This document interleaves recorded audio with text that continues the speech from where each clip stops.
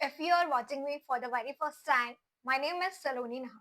Today we are covering the unit which is relating to the Contract Act 1872. So we are hereby covering the unit for our UGC paper, UGC NAT for January 2025. So we are covering the unit hereby. So contract act 1872 में हमें क्या क्या चीजें cover करनी है, हमें basic concept पढ़ना है, ऑफर्स एंड एक्सेप्टेंस पढ़ना है, कंसिडरेशन क्या है, कैपेसिटी ऑफ पार्टी क्या है, फ्री कंसेंट क्या है, वॉइड एग्रीमेंट क्या है, क्वासी कॉन्ट्रैक्ट क्या है, कंटिजेंट कॉन्ट्रैक्ट क्या है, परफॉर्मेंस ऑफ कॉन्ट्रैक्ट क्या है, ब्रीच ऑफ कॉन्ट्रैक्ट क्या है, डिस्चार्ज ऑफ कॉन्ट्रैक्ट क्या है. तो सबसे पहले हम क्विकली रिकैप करते जाते हैं फास्ट तरीके से कि क्या सारी चीजें हैं एंड ऑल. तो with this you will be able to solve the question of contract act in a very easy way. Basic concept क्या है? तो बेसिक कंसेप्ट जो कॉन्ट्रैक्ट एक्ट 1872 है, section 1 it comes into existence. मुझे क्या करना पड़ेगा, इस माइक को मुझे निकालना पड़ेगा बिकॉज इसकी लाइट जो है कभी भी बंद हो जाती है. अगर डिस्चार्ज हो गया तो इन दैट केस हमने जितना रिकॉर्ड किया है वो सारा का सारा इट विल बी वर्थलेस. तो side by side I am checking भी करती जाती हूँ. हम पढ़ लेंगे कॉन्ट्रैक्ट एक्ट 1872. तो सेक्शन 1 जो है ये कम्स आया था into existence with effect from 1 सितंबर 1872. 1 सितंबर 1872 को कॉन्ट्रैक्ट एक्ट आया था एंड ये अप्लाई होता है to whole of the India except the state of Jammu and Kashmir. Now what is the meaning of contract का मतलब क्या है? तो according to section 2H of Indian contract act 1872 an agreement enforceable by law is a contract. एक agreement जो कि enforceable होता है बाय लॉ उसे हम बोलते हैं कॉन्ट्रैक्ट. तो कॉन्ट्रैक्ट में क्या होता है? एक एग्रीमेंट होता है और एनफोर्सिबिलिटी होती है by law, intention to create legal obligation. अगर नॉन फुलफिलमेंट हुई किसी सर्टेन कंडीशन की तो हम क्या करेंगे? सीधा तुम्हें कोर्ट में देख लेंगे. तो दिस इज व्हाट एनफोर्सिबिलिटी होती है. Enforceability by law that is the intention to create the legal obligation. उसके बाद आता है हमारा what is the meaning of an agreement का क्या मतलब होता है.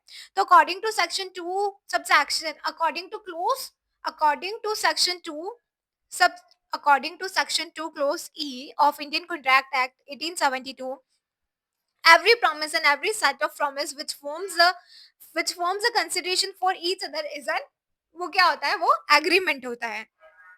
Thus for understanding agreement we have to first understand करना पड़ेगा कि what is the term क्या है promise का मतलब.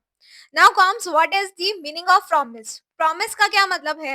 A promise makes a proposal offer when it is accepted by other it becomes a promise. एक person जब proposal दे रहा हो और दूसरा person उसको accept कर रहा हो तो जो offer और acceptance वाली चीजें हैं जब दोनों fulfill हो जाए तो हम क्या बोलते हैं कि वो क्या हो जाता है? exactly वो जो है एक promise बन जाता है. वो उस केस में प्रॉमिस हो जाता है. तो एवरी प्रॉमिस, तो इस तरीके से हम बोलते हैं a person makes a proposal offer. जब एक पर्सन जो है वो मेक्स अ प्रपोजल बनाता है and when it is accepted by other और वो दूसरे के द्वारा एक्सेप्ट होता है तो हम क्या बोलते हैं? इट बिकम्स अ प्रॉमिस हो जाता है. प्रॉमिसर क्या? Person who makes an offer. Promiser कौन होता है? जो कि ऑफर दे रहा हो. और प्रॉमिसी कौन होता है? जो कि ऑफर को एक्सेप्ट कर रहा हो. The person is promisee.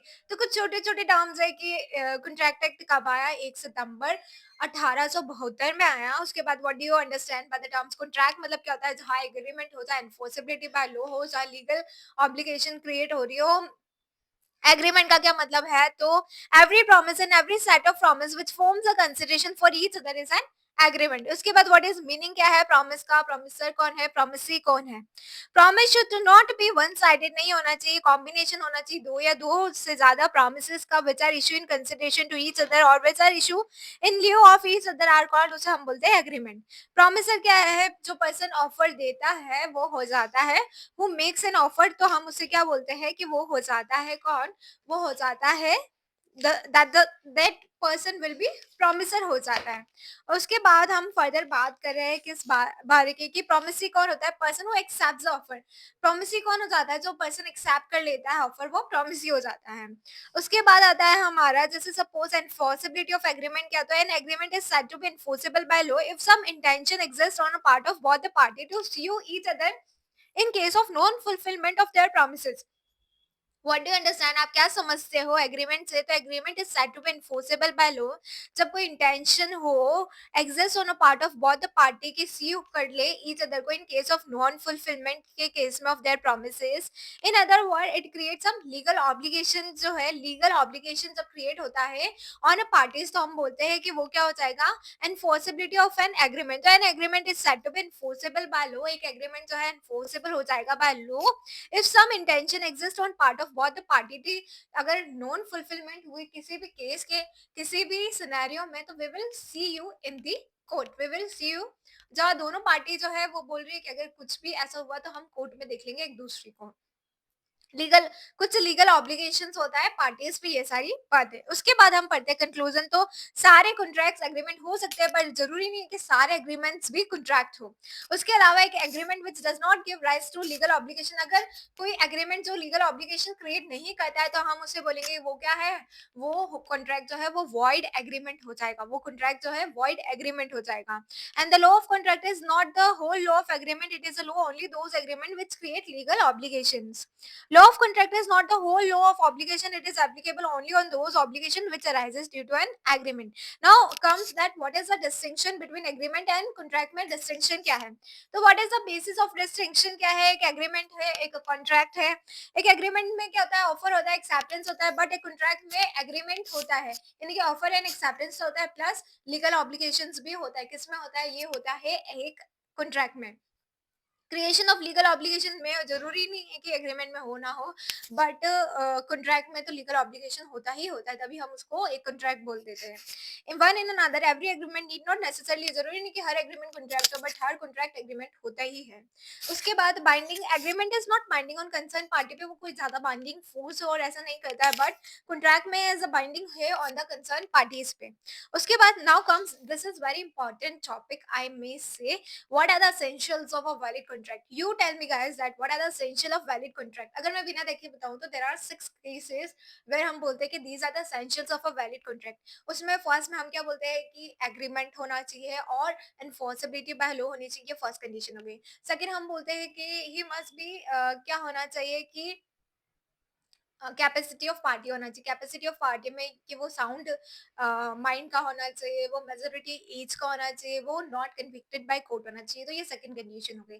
Third condition हम बोलते हैं कि कंसिडरेशन होना चाहिए। फोर्थ कंडीशन हम बोलते हैं कि जो परफॉर्मेंस है कॉन्ट्रैक्ट की वो सर्टेन होनी चाहिए। फिफ्थ केस में हम बोलते हैं कि फ्री कंसेंट होनी चाहिए। और सिक्स केस में हम बोलते हैं कि पॉसिबिलिटी ऑफ परफॉर्मेंस, ऐसा ऐसा नहीं कि हाँ हम जादू की छड़ी घुमाएंगे and we will do from this magic or something else, so no, this will not to be the valid contract। what you need to find out कि possibility तुम चांद तारे पे वो कर लोगे, नो, पॉसिबिलिटी ऑफ परफॉर्मेंस भी होना चाहिए कि हाँ ये चीजें जो है प्रैक्टिकल लाइफ में रियल वर्ल्ड में पॉसिबल है। तो हम ये 6 केसेस के बारे में अभी मैं 1 मिनट में आपको बता देती हूँ। What are the essentials of a valid contract? Valid contract के essentials क्या होते हैं? Proper offer and proper acceptance with intention to create legal relationship। हम बोलते हैं कि proper offer होना चाहिए, proper acceptance होनी चाहिए, proper offer होना चाहिए, proper acceptance होनी चाहिए, with intention to create legal, with intention to create कि कैसे आप legal relationships वगैरह create कर रहे हो। उसके बाद lawful consideration होना चाहिए। Consideration means something in written, quid pro quo, यानी कि कुछ बदले में रिटर्न में मिलना चाहिए। In other word it may be define as a price paid by one party for the promise of other, मतलब कोई प्राइस पे की जा रही है। कैपेसिटी ऑफ पार्टी, मतलब कि party must be competent to enter into a contract. Every person is competent to a contract provided he is age of majority age उसने अटेंड कर ली हो, he is of a sound mind, पता चल रहा है कि हाँ ये हो रहा है या ये हो रहा है, ऐसा नहीं कि ओ क्या हो रहा है व्हाट, ऐसा नहीं चलेगा। साउंड माइंड होना चाहिए, एज ऑफ मेजोरिटी होना चाहिए and not convicted by court होना चाहिए। ओके, नाउ फ्री कंसेंट होनी चाहिए। Threaten to shoot B if B does not lend money to him, ये थ्रेटन कर देगा, ऐसा कर देगा, वैसा नहीं चलेगा। पॉसिबिलिटी ऑफ परफॉर्मेंस होनी चाहिए। A will agree with B to discover treasure by magic, वो जादू की छड़ी घुमाएगा and everything will be done, ऐसा नहीं चलेगा। There should be sure shot possibility of performance होनी चाहिए। Agreement is not enforceable. उसके बाद सर्टेनिटी होनी चाहिए। It means that meaning of contract must be certain, certain चीज होनी चाहिए। ऐसा नहीं कि आप ये डील कर रहे हो तो ये बताओ, ऑयल में डील कर रहे हो तो ऑयल का नाम बताओ। तो मतलब मतलब चीजें जो है सर्टेन, ऐसा नहीं कि वो बेच दोगे, क्लोथ बेच दोगे, कौन सा क्लोथ बेचोगे, ऑयल बेच दोगे, कौन सा ऑयल बेचोगे, देयर विल बी जैसे कि कोकोनट ऑयल सर्टेनिटी, ये सारी चीजें जो है सर्टेन तरीके से आप बताइए, फिर ही हम मानेंगे कि हाँ आप जो बात कर रहे हैं वो वैलिड है। तो ये सारा हो जाता है। उसके बाद हमारा आता है then what are the different types of contract. Different different types के कॉन्ट्रैक्ट होते हैं on the basis of creation. Creation के बेसिस पे देयर आर क्रिएशन के बेसिस पे there are three type of contract: express contract, template contract and quasi contract. What is express contract? Express contract क्या होता है? Express contract is one which is made by word spoken or written. या तो कुछ बोल के या फिर कुछ लिख के बताया है कि हाँ हम तुम्हारे साथ कॉन्ट्रैक्ट कर रहे हैं। फॉर एग्जाम्पल जैसे कि Vijay writes a letter to Mohit, I hereby offer to sell my car. मैं लिखित में दे रहा हूँ कि मैं अपनी कार जो 1 लाख रुपए में बेच रहा हूँ, या ऑरल में बोल रहा हूँ कि मैं अपनी कार बेच रहा हूँ, will you buy for 10 rupees, तो ओरल में। तो ये हो गया एक्सप्रेस कॉन्ट्रैक्ट। इम्प्लाई मतलब कि implied contract is one which is made otherwise than by the word spoken or written. मतलब जेस्चर से, जैसे कि कोई suppose if a passenger deboard at a particular station and a coolie without being asking picked up his baggage to carry it outside the railway station towards a taxi। तो ये implied contract है। वो coolie जो है आपका सामान जो आपका लगेज है वो कैरी कर रहा है और वो टैक्सी तक ले जा रहा है, आप उसको फॉलो करें। इसका मतलब सिंपली मतलब है कि आप अपना सामान उससे उठवा रहे हो and in consideration in return you need to give the consideration। Then comes the quasi contract। What is quasi contract? Quasi contract are the contract which are created neither by the words of spoken, nor written, nor by conduct of party, but these are created by law। कुछ ऐसे contracts हो जाते हैं जो कि हो जाते हैं, जैसे सपोज ए को पैसा, ए ने पैसा दे दिया बी को गलती से, बट उसको सी को देना था, तो यहाँ पे बी की ऑब्लिगेशन बनती है कि वो बी जो है ए को पैसा रिफंड करे। तो these are the contract which we termed as quasi contract होते हैं। उसके बाद आता है on the basis of execution. Actually क्या है कि कॉन्ट्रैक्ट एक्ट 1872 भी काफी पढ़ा है, तो हम अगर बहुत स्लो स्लो तरीके से पढ़ेंगे तो मतलब हमें समझ आ रहा है ना, तो फिर हमारी स्पीड स्लो हो फास्ट हो that does not matter. The ultimate our goal is कि हम जो भी पढ़ रहे हैं हमें समझ आ रहा है। Please comment in the comment section whether you are getting the things or not and what sort of problem you are facing and what MCQs you are finding difficulty. Please write in the comment section. I will try my all level best to solve this sort of MCQ, whatever you have or you are facing trouble in that। On the basis of execution, अब आ जाता है हमारा on the basis of execution के basis पे there may be executed contract, executory contract और कौन सा हो सकता है? Unilateral contract. एग्जीक्यूटेड कॉन्ट्रैक्ट क्या? Contract where both the party have perform their respective obligation. Executed contract जहां पे दोनों पार्टी ने अपना काम कर लिया है। A contract was entered into between Ravi and Anil whereby it was agreed that Ravi would supply his car to Anil and Anil would pay 5 lakh पे करेगा इन रिटर्न। तो जहाँ दोनों पार्टी अपना जो परफॉर्म कर ले अपने रेस्पेक्टिव ऑब्लिगेशन, तो उसको हम बोलते हैं एग्जीक्यूटेड कॉन्ट्रैक्ट। जहाँ दोनों पार्टी अपने परफॉर्मेंस को परफॉर्म कर ले, जहाँ एक contract where both the party have performed, अगर जहाँ दोनों पार्टीज अपने रेस्पेक्टिव ऑब्लिगेशन को परफॉर्म कर ले, जहाँ दोनों पार्टी अपने रेस्पेक्टिव ऑब्लिगेशन को परफॉर्म कर ले, तो उसे हम बोलते हैं एग्जीक्यूटेड कॉन्ट्रैक्ट। उसे हम क्या बोलेंगे? उसे हम बोलेंगे एग्जीक्यूटेड कॉन्ट्रैक्ट। जहाँ दोनों पार्टी अपने ऑब्लिगेशंस को फुलफिल कर दे, तो जहाँ दोनों पार्टीज अपने ऑब्लिगेशन को फुलफिल कर देगी, तो हम बोलेंगे कि ये क्या है? ये एक एग्जीक्यूटेड कॉन्ट्रैक्ट हो गया।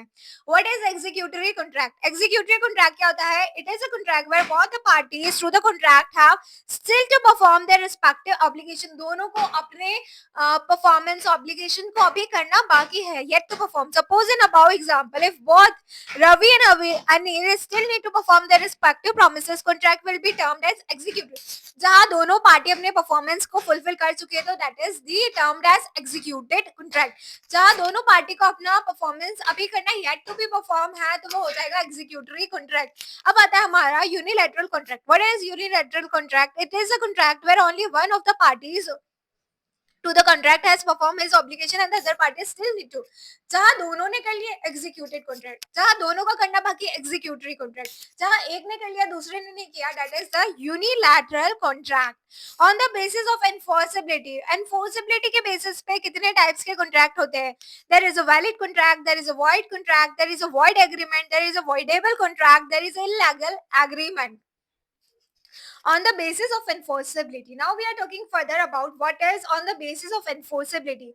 There may be valid contract हो सकता है, void contract हो सकता है, void agreement हो सकता है और voidable contract हो सकता है. What is the valid contract? Valid contract आप कब बोलोगे कि there is a valid contract? A contract which satisfy all the essential condition of a contract is a valid contract. जब वो सारी जो 6 कंडीशंस है वो फुलफिल हो जाएगी तो हम क्या बोलेंगे? The contract is valid. In simple terms, the contract is valid. Now comes what is a void contract. कब आप बोलोगे कि कॉन्ट्रैक्ट जो है वो वैलिड नहीं है, वो एक वॉइड कॉन्ट्रैक्ट है?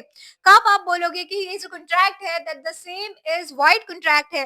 According to section 2J of contract act, a contract which ceases to be enforceable by law becomes void when it ceases to be enforceable. जब उसमें एनफोर्सेबिलिटी नहीं है, contract which ceases to be enforceable, जब उसमें खत्म हो जाए, enforceability by law becomes void हो जाता है when it cease to be enforceable. X offer कर रहा है मैरी को, एक्स ऑफर कर रहा है क्या तुम उससे मैरी करोगी वाई को, एंड वाई जो है वो एक्सेप्ट कर रहा है offer. Later on Y dies. अब क्या है कि वाई जो है मर चुका है या मर चुकी है जो भी है. This contract was valid at the time of its formation but becomes void on the death of Y. X ने एक ऑफर दिया, क्या तुम, एक्स ऑफर वाई, क्या तुम मुझसे विवाह करोगा या करोगी, और वाई ने एक्सेप्ट कर लिया. Later they married as well. But after a certain point of time जो वाई जो है मर चुका है, तो जब वो एग्जिस्टेंस में था, कॉन्ट्रैक्ट जब बना था इनिशियली तब वो वैलिड था.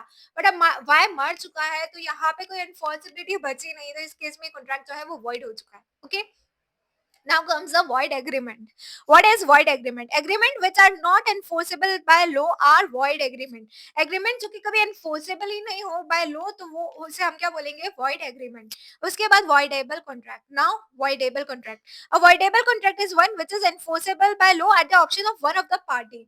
जो कि एनफोर्सेबल हो by eight the option of one of the, एक कोई पार्टी जो है वो एनफोर्सेबिलिटी कर सकती है. Usually contract become voidable when the consent of one of the party to a contract is obtain by. एक कॉन्ट्रैक्ट को यूजुअली हम वॉइडेबल तब बोलते हैं जब आपने उसकी कंसेंट जो है वो कैसे ली है, कोर्शन से धमका के, अंडर इन्फ्लुएंस उसको बहुत ज्यादा प्रेशराइज किया है, या फिर मिस रिप्रेजेंटेशन या फिर फ्रॉड. ऐसे कोई केसेस होते हैं when it is enforceable by one of the parties, when you obtain the consent by coercion and you influence, miss representation, fraud, तो उस केस में हम बोलते हैं कि कॉन्ट्रैक्ट जो है वो क्या हो जाता है? वॉइडेबल हो जाता है. Such contract is voidable at the option of aggrieved party, the party whose consent was so caused. A threatened to shoot B if he does not sell his new car to A for rupees 2000. और फिर B agree हो जाता है, वो बोल रहा है कि मैं तुम्हें शूट कर दूंगा अगर तुमने अपनी कार जो है मुझे 2000 रुपए में नहीं बेची. और यहाँ पे जो है अब भी एग्री हो जाता है, तो ये कॉन्ट्रैक्ट जो है ब्रॉट थ्रू अ क्वेश्चन, उसने धमकाया है, थ्रेटन किया, शूट की धमकी दी है, उसके बाद उससे वो कॉन्ट्रैक्ट करा है, क्वेश्चन एंड वॉइडेबल हो गया at the option of B. उसके बाद आता है हमारा illegal agreement. Now, what is illegal agreement? An illegal agreement is one of the object of which is जिसका object unlawful हो. Such an agreement can not be enforced by the law. ये जो agreement है वो enforce नहीं हुआ है by law. Thus, illegal agreement are always void ab initio.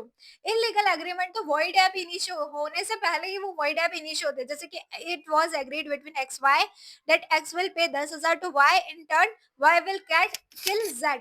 कि तो वो तुम्हें 10,000 देगा और बदले में तुम्हें उसको मारना है. तो ये तो कॉन्ट्रैक्ट ही इलीगल है, टोटली इलीगल एग्रीमेंट है, ये वॉइड है, इनिशियो है. तो हमने पढ़ा on the basis of enforceability के बेसिस पे कितने कॉन्ट्रैक्ट होते हैं? देयर आर 5 कॉन्ट्रैक्ट होते हैं. Valid contract, void contract, valid मतलब वैलिड अगर एसेंशियल कर ले, वॉइड मतलब जो स्टार्टिंग में, वॉइड कॉन्ट्रैक्ट स्टार्टिंग में तो वैलिड था but after a certain point कुछ ऐसा हो गया कि वो अब जो है वॉइड हो चुका है, तो वो वॉइड हो जाएगा, अब उसका एग्जिस्टेंस नहीं बचा. फिर हम बोलते हैं कि वॉइड एग्रीमेंट क्या होता है कि वॉइड एग्रीमेंट मतलब कि जो एनफोर्सेबल बाय लॉ नहीं हो तो वो हो जाएगा वॉइड एग्रीमेंट. वॉइडेबल कॉन्ट्रैक्ट क्या होता है? इलीगल एग्रीमेंट क्या होता है? Now distinction between agreement and contract. What is the distinction क्या होगी एग्रीमेंट एंड कॉन्ट्रैक्ट में? तो contract which was valid when it was, void contract क्या होता है और वॉइडेबल कॉन्ट्रैक्ट क्या होता है? वॉइड कॉन्ट्रैक्ट तो वैलिड होता है जब वो एंटर हुआ था, however prior to its performance कुछ ऐसा इवेंट हो चुका है, happen due to which performance has become, जिसकी परफॉर्मेंस अब इम्पॉसिबल है, तो हम बोल जाएंगे कि वो है वॉइड कॉन्ट्रैक्ट. और वॉइडेबल कॉन्ट्रैक्ट मतलब contract which is enforceable by law at the option of one or more parties, जो कि एनफोर्सेबल है by option of one or more parties, agreed parties. Contract can become void due to change of law, destruction of subject matter, death of any party. Contract जो है वो void हो जाता है क्योंकि change हो गया है law में, destruction of subject matters, death of any party. Whatever contract comes into existence when consent of one of the parties obtained by coercion, undue influence, fraud, or misrepresentation. No right to claim damages are available. Parties who aggrieved can claim damages.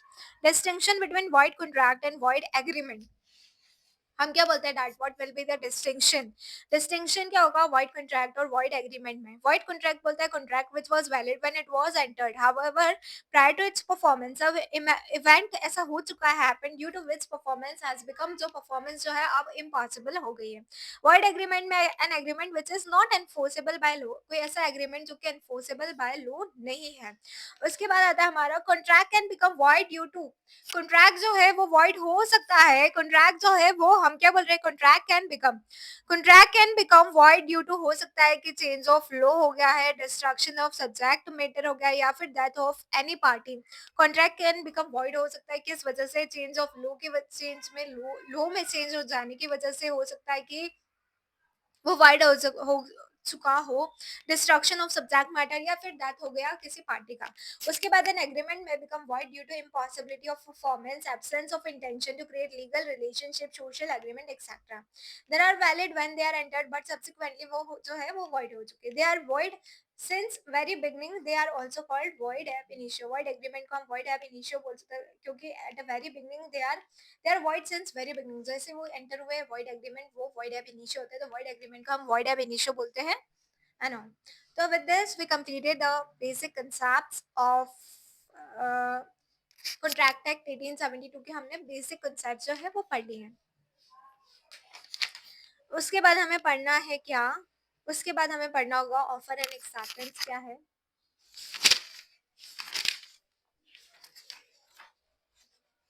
तो हम इसी video में offer and acceptance भी पढ़ रहे हैं और उसके बाद जो हम बचे हुए यूनिट्स हैं वो बाद में पढ़ेंगे तो ऑफर एंड एक्सेप्टेंस अभी हमने बताया कि एक जना ऑफर देता है प्रॉमिसर एक जना एक्सेप्ट करता है प्रॉमिसी फिर वो प्रॉमिस बन जाता है फिर उसमें इन्फोर्सिबिलिटी भी हो जाता है तो मतलब वो ऑफर वो प्रॉमिस जो है वो एग्रीमेंट हो जाता है एनफोर्सिबिलिटी होता है तो वो कॉन्ट्रैक्ट बन जाता है तो what is the meaning offer and acceptance meaning क्या है offer according to section 2 subsection A of Indian contract act 1872 a person is said to have made the proposal when he signifies to another his willingness to do or his willingness to abstain from doing जब वो बोले कि तुम ये कर लो या जब वो बोले कि तुम ये मत करो तो वो एक ऑफर होता है anything with a view to obtain the assent of that offer to such act or existence essential elements का it must be made by one person to another एक पर्सन जो है वो दूसरे पर्सन को दे रहा हो ऐसा नहीं कि खुद ही खुद को दे रहे नहीं ऐसा नहीं एक पर्सन जो है वो दूसरे पर्सन को दे रहा है तो तब हम बोलेंगे कि क्या वो what are the essential elements क्या होते हैं दस at least दो person are required to form a contract बनाने के लिए एटलीस्ट दो पर्सन तो होने ही चाहिए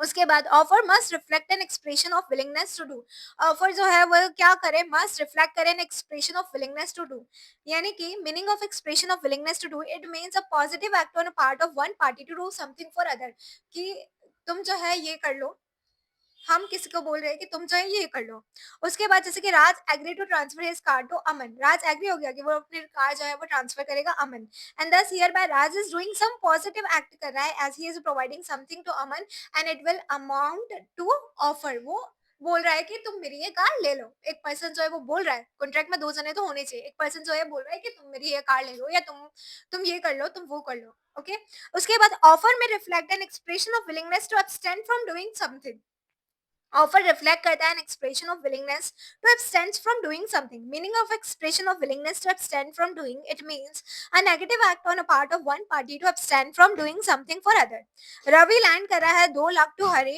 and now on a due date when hari failed to pay ravi offers not to lodge a suit against hari if he managed to pay the amount within a week time it is a negative act on the part of ravi offer may reflect an expression of willingness to abstain from doing something offer में ये भी reflect कर सकता है कि an expression of willingness to abstain from doing something वो उसे रोक रहा है कि तुम मत करो ये यानी कि वो जो है रवि जो है देगा हरि को 2 lakh now on due date Hari नहीं दे पा रहा है तो वो बोल रहा है कि वो विद इन अ वीक दे देगा बट वो जो है उस पर केस ना करे वो किसी दूसरे पर्सन को रोक रहा है उस पर केस करने से तो ये भी उसमें आ रहा है कि मैं विद इन अ वीक दे दूंगा उसके बाद intention must be obtain the consent of other party, intention behind offer must B obtain होना चाहिए the consent of other party. देखो हमें हमारे जो क्वेश्चन है वो एमसीक्यू दिए जाएंगे, तो हमें अंडरस्टैंडिंग लेनी है जो भी हम कंटेंट पढ़ रहे हैं, और फिर हमें मोर नंबर ऑफ क्वेश्चंस को जो है प्रिपेयर करना होगा, प्रैक्टिस करना होगा। तो I think that I may convey my message कि हमें फास्ट रीड करना है पर कंटेंट सारा पढ़ना है, उसकी अंडरस्टैंडिंग प्रॉपर होनी चाहिए, उसके बाद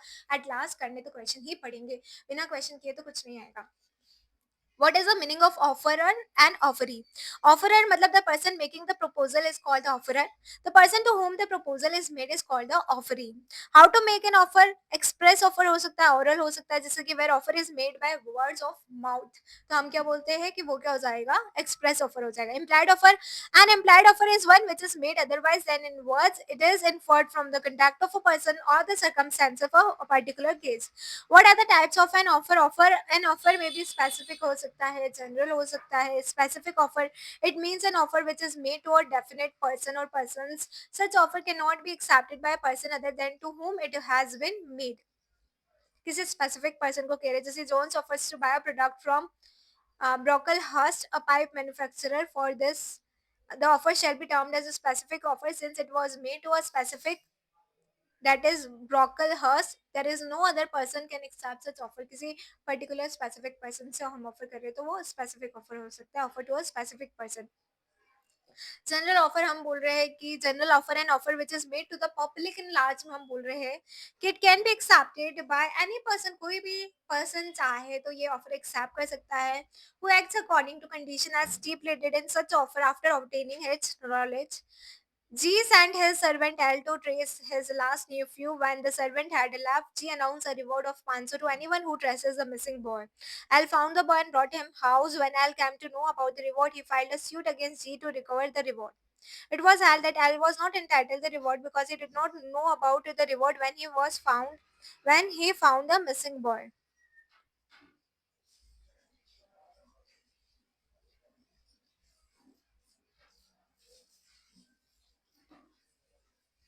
Okay, now what are the legal rule for a valid offer के लिए legal rule क्या है? तो offer must be to promote legal relationship, जो है उसको प्रमोट करता हो. And intention behind offer must be promote legal relationship. Terms must be certain होनी चाहिए. X offer to sell Y his car for 5 lakh or 5,50,000. It is invalid offer है because they are not certain about the amount. आप बता दीजिए 5 लाख की या 5,50,000 की. You should be certain about the contract. उसके बाद different from a मियर declaration of intention, the offer must be confuse with the term intention to offer. An intention merely indicate that an offer will be made or invited in future. An auctioneer organized the sale of his furniture. Notice that was published in newspaper and a particular day was set for auction was supposed to take place. Harris, who wanted to acquire the same cam on such particular date for auction, it was cancelled.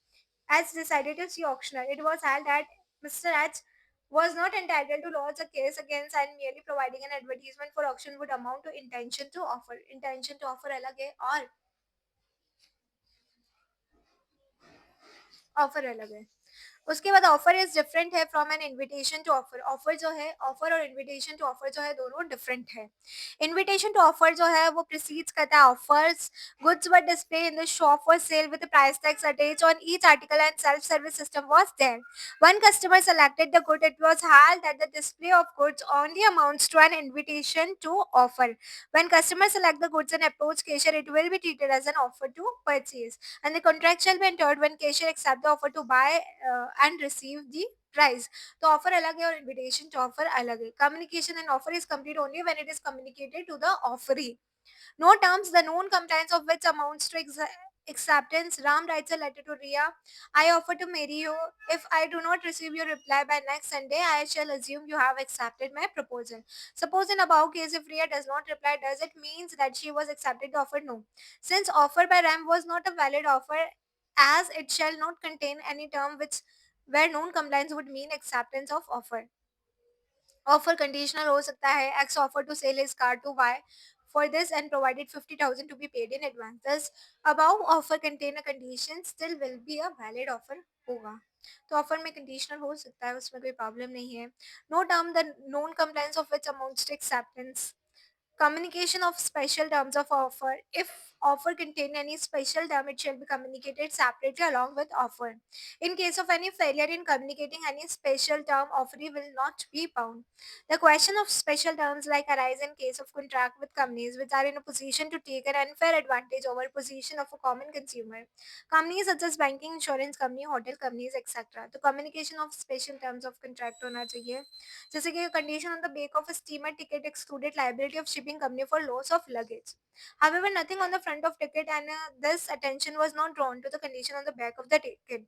The steamer sank in this raised an auction about his lost luggage. It was held since condition is against the interest of consumer, thus it is a special term which should have been communicated separately. Since shipping company failed to do, they are liable for damages so called. तो अगर उन्होंने कोई proper चीजें communicate नहीं की तो they will be liable for the same. उसके बाद आता है हमारा क्रॉस ऑफर. क्रॉस ऑफर क्या होता है? Two offer which are similar in all respect. अगर दो ऑफर जो है वो बहुत ही ज़्यादा सिमिलर से है, made by two party to each other in ignorance of each other offer are known as cross offer.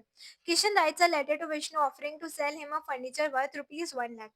On the same day, Vishnu, ignorance of letter from Kishan, sends a letter to buy furniture from him for rupees 1 lakh.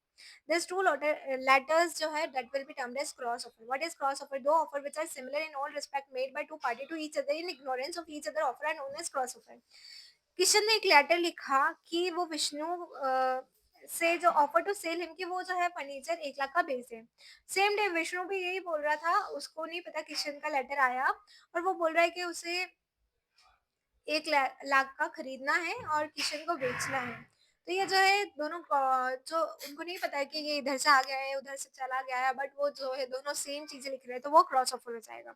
This two letter will be cross each other. Here both the parties are making offer but there is no acceptance, thus no contract could be entered.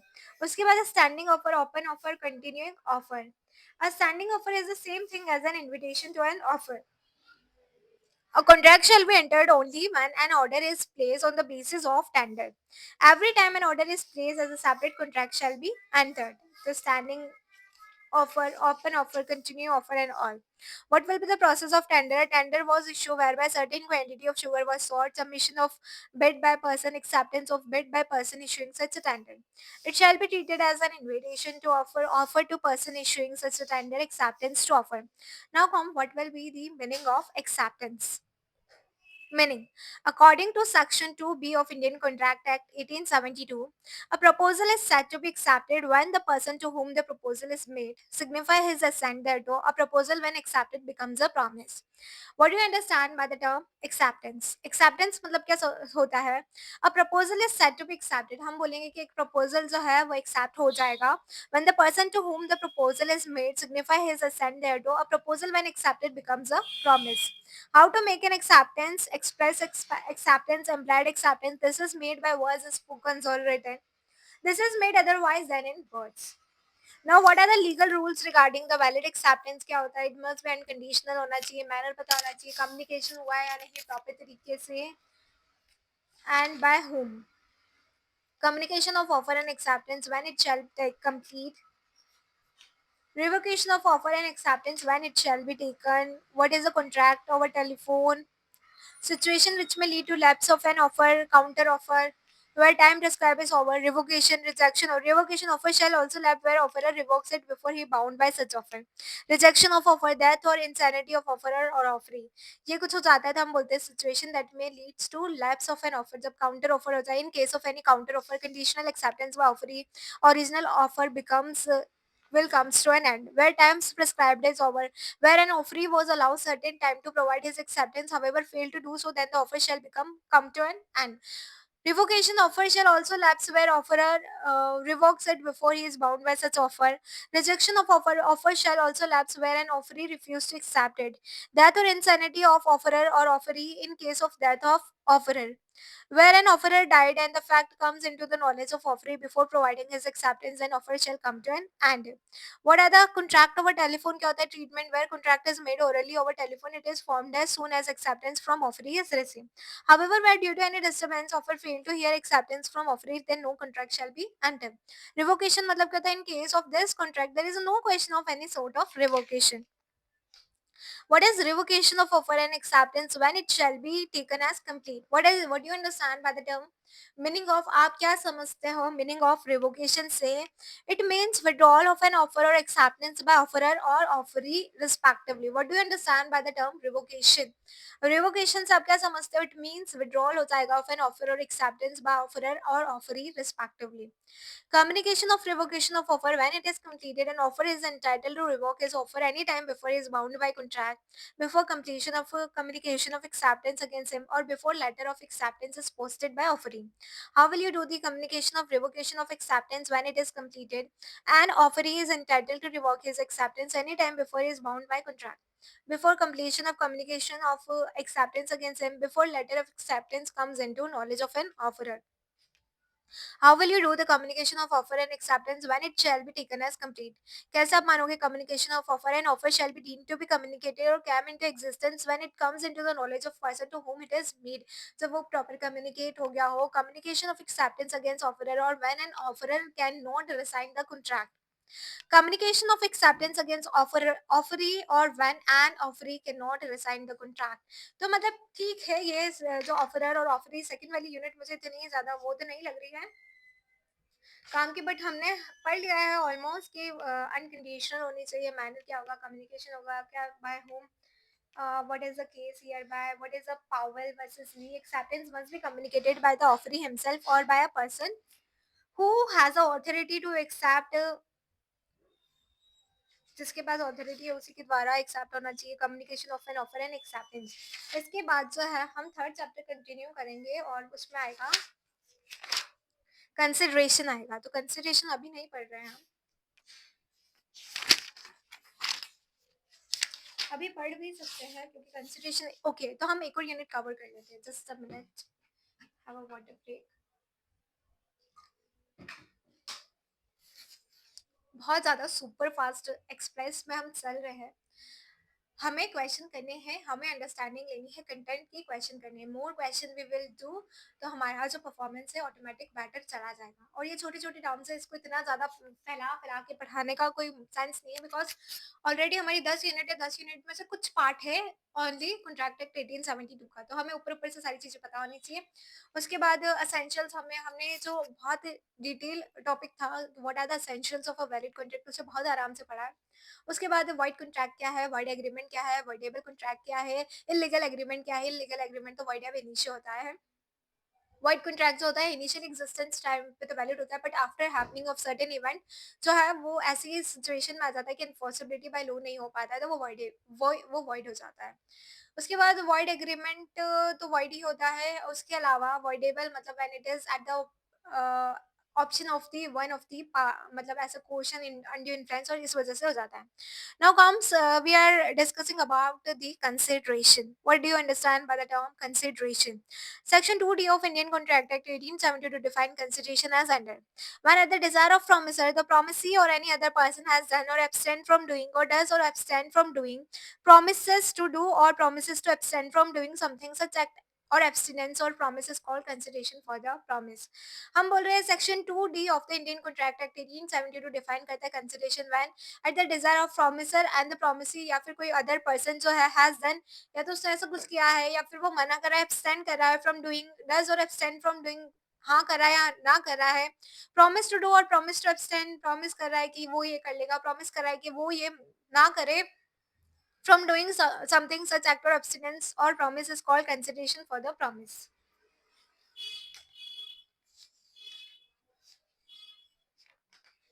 तो एक person offer कर रहा है, दूसरा person जो है acceptance दे रहा है, पेमेंट कर रहा है and all. Transaction consideration for and this essential elements क्या होता है वैलिड कंसिडरेशन के, what are the essential of valid consideration? Consideration must be at the desire of promisor की डिजायर पे होना चाहिए। Any act which is done at the desire of any third party or without any desire of a promisor can not result into a valid consideration. Deconstruct करा है market at the request of district collector, shopkeeper in said market promised to pay D commission out of the article sold by them. Later on, they refused to meet their promise and D decided to sue shopkeeper. It was held that D cannot sue such shopkeeper as money was not spent on plaintiff as a request of defendant, rather it was at the request of district collector. तो क्या होना चाहिए, consideration must be at the desire of promisor की Dzire पर होना चाहिए। Any act which is done at the desire of any third party, कुछ बोल रही हो वैसा कर रहे हो without any desire of the promisor के नॉट, तो फिर वो एक वैलिड कंसिडरेशन नहीं होगी। उसके अलावा हम बोल रहे हैं कि कंसिडरेशन में move from promisee or any other person Mrs J by a deed of gift transfer certain property to her daughter R with the condition that R should pay annuity to S, brother of J. R accordingly executed a deed and promised to pay annuity to him. Later on, after the death of Mrs. J, R refused to meet her promise on the ground of lack of consideration. It was held that S was entitled to lodge a case as consideration did not necessarily move from the promisee. It may move from any other person. Okay, तो consideration में move from promisee or any other person. उसके बाद it must be past और present या फिर कोई future होना चाहिए। The English law does not recognise the past consideration. Examples क्या है, X has provided a some service to Y at the request of Y, later on Y offer to pay X for his service. Here service by Y were performed in past as they will amount to past consideration. Adequacy of consideration is not required. Law require consideration in every contract. However, adequacy of consideration is not required.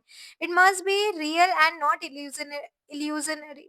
Illusory नहीं होनी चाहिए। जय wife demise in an accident. Bhairanath promises to put her soul back into her body and Jay agree to pay for him for 10,000. Though this is not a consideration as it is illusion है ये तो since performance जो है therefore illusion, और क्या है कि वो किसी की दात हो गई और उसको उसमें डाल दोगे, ऐसे थोड़ी ना होता है। This is the illusion। Must be different होना चाहिए from performance of existing duty. Example, A promises B an investigation officer an amount of 10,000 if he could search person who robbed him. Here A is not liable to pay anything even if B succeed in his mission as it was a duty of B to locate them. Consideration must be lawful. X promised to pay 20,000 if he beats Ravi. This agreement is void since the consideration is illegal. Doctrine of privity of contract or stranger to contract. This is very important. I must say this is very important. Doctrine of privity of contract or stranger to contract. इसका मतलब होता है as per the doctrine of privity of contract, a person who is not the party to the contract cannot sue the party to the contract in case they refuse to carry out their promise. In other words, a contract cannot be enforced by a person who is not the party to the contract. Suppose एक bride है दूल्हा, एक bride है दुल्हन, एक दूल्हा है groom, उसके बाद एक आउटसाइडर है ब्राइड की मदर। ठीक है, तो being an outsider she can not sue the contracting party.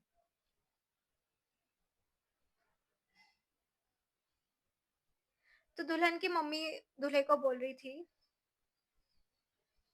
How can you deny this marriage, I will not live you.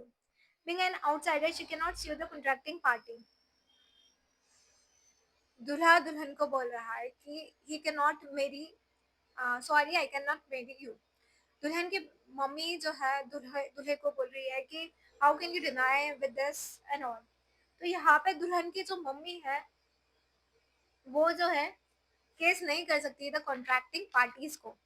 तो as per the doctrine of privity of contract, a person who is not the party of contract cannot sue the party to the contract in case they refuse to carry out their promise. अगर एक लड़का और एक लड़की जो है वो आपस में बोल रहे हैं कि will you marry और will you not marry, तो उस केस में जो उनके पेरेंट्स है वो जो बीच में आके इंटरफेयर नहीं कर सकते कि how can you deny to marry their son or daughter whatever the case may be. तो इन दिस केस हम बोलते हैं कि आउटसाइड पार्टी जो है वो किसी पे केस नहीं कर सकती। तो ये बोलता है this is termed as doctrine of privity of contract. उसके बाद हमारा आता है कि एक्सेप्शन, बट कुछ एक्सेप्शन है टू द रूल। बहुत ज्यादा नॉइस हो रही है। उसके बाद हमारा केस आता है what are the exception to the rule of privity of contract. Exceptions क्या है, बहुत ज्यादा आवाज आ रही है, but still we are trying, I am trying कि मैं और ज्यादा लाउड बोलूं ताकि जो है हमारा ये वाला जो कंसिडरेशन वाला पार्ट है वो कंप्लीट हो जाए। What are the exceptions to the rule of privity of contract की कुछ एक्सेप्शंस है। What is that is trust or charge, where a benefit is given to a person by creating a trust or charge in some party in his favor, such a beneficiary may enforce the contract even though he is not the party to it. Khwaja Muhammad Khan and Hussaini Begum father entered into an agreement for marriage of their children. Khwaja executed an agreement with Hussaini fathers that in consideration of respondent marriage with his son, he would pay certain sum to maintain her kharcha, a Pandan. After some years, Hussaini Begum and her husband separated and Hussaini sued Khwaja Muhammad Khan for the recovery. It was held that she is entitled to recover the amount contract was entered for her benefit even though she was not a party to that contract.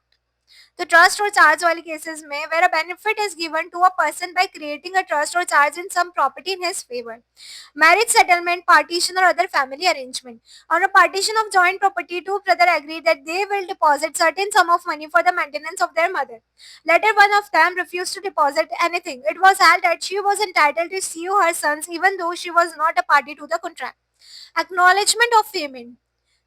तो हम क्या बोलते हैं, Al was the owner of a house. He took some loan from C. Later on, Al transferred his house to Z through a registered sale deed. Al took some amount and for balance instruction was passed to Z to pay this amount directly to C. Z accordingly paid half of the amount but failed to pay the remaining. C brought an action against Z. It was held that C is entitled to sue Z since Z has acknowledged his liability towards C. Exception to the rule that no consideration, अगर कोई consideration नहीं तो कोई contract नहीं. Agreement made on account of natural love and affection. Agreement made without consideration is valid if it is express in writing and registered under the law. If it is made on account of love and affection it is parties who are in a near relation to each other. Past voluntary service. A promise to pay for past voluntary service is binding. The following condition must be satisfied before applicability of said exception. The service should have been rendered voluntarily. The service should have been done for the promisor. Promise to pay time-bound debt. A promise to pay time-bound debt is enforceable if such promise is in writing and duly signed. The following condition must be satisfied for the application of this exception. The promise to pay must be definite and express. The promise must be in writing. The promise must be signed by the promisor or his authorized agent.